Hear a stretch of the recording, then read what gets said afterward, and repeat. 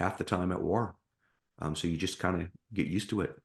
That is everything about this. We're only 20 minutes into this and it's already blown me away. I mean, the Panama stuff, what you just said about the kind of viewing people going about their lives. And that reminds me, because you said 2015. I'm gonna make a note here right at the end. Because that just popped a question. I don't want to give it away, but it's important Okay. for that timeline.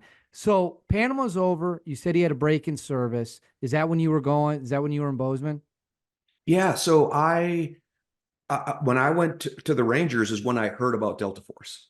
I had never, I'm not sure if I've ever told this story before on a podcast, but I think we were in Fort Campbell, Kentucky training. And the Rangers they're a top tier unit, right? And we're at a machine gun range, heavy weapons range. And I get the call over the radio that says, "Hey, you got to shut down your range. We got a priority unit coming in for an hour." And I'm like, who's a priority unit? What? Who's trumping this Ranger sergeant? And this black helicopter lands, and a bunch of these older dudes get out. And I'm telling you, man, they're dressed exactly like the Chuck Norris Delta Force movie. They got jeans on, different boots, the black dyed, military jacket. The only thing they didn't have was that rope, the black watch cap on their head.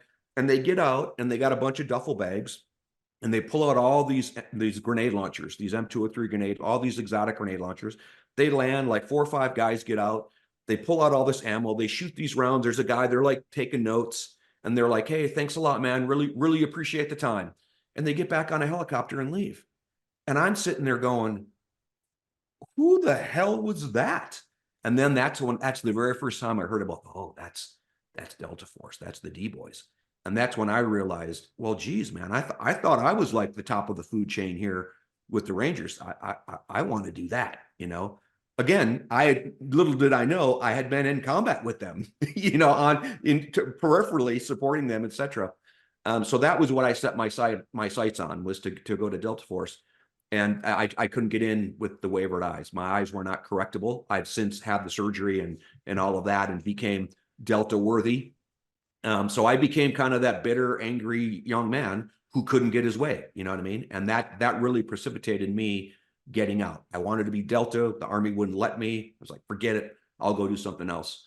But I just didn't find that something else. My heart and soul just wanted to be a soldier, Ranger, and Special Forces, and then Delta.